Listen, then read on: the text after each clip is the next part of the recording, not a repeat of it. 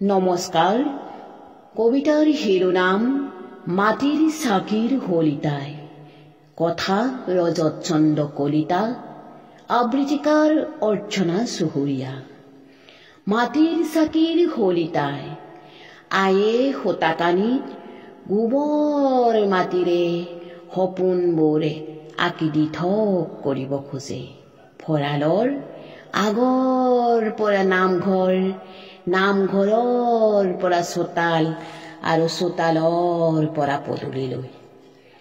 কাউৰী পুৱাতে তিতা কাপোৰ এৰি জুহালত দিনটোলৈ দুহাত মেলে। আমি শস্যৰ দৰে বাঢ়ো, আইৰ হাততে দুমুঠি জোকোৱাৰ উৎসাহ, আজৰি পালেই নিপুণ হাতত যঁতৰ এটা গুণগুণাই থাকে।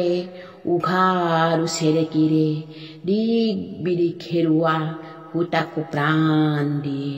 তাঁতশালত ভাহি ফুৰে মেটেকাৰ ফুল। আয়ে ভাঙিব পাৰে মকৰা জাল এৰান্ধো, কিন্তু নাজানে মকৰা সূতাৰ কুটিল পাক। নাজানে আনৰ মনৰ কপটতা, মাথো হাঁহিৰে সামৰি অতাই থয় ঘৰৰ চৌপাশ।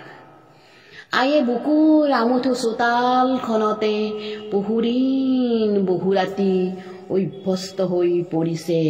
বতাহ, বৰষুণ, ঢেৰেকণি, বজ্ৰপাত, গ্ৰীষ্ম শীতৰ তাণ্ডৱ, তথাপিতো কাটিনী তামোলৰ দৰে হাউলি নপৰে। প্ৰতিটো পুৱা, প্ৰতিটো সন্ধ্যা মাটিৰ চাকিৰ হলিতাই পোহৰাই ৰাখে আইৰ মনটো।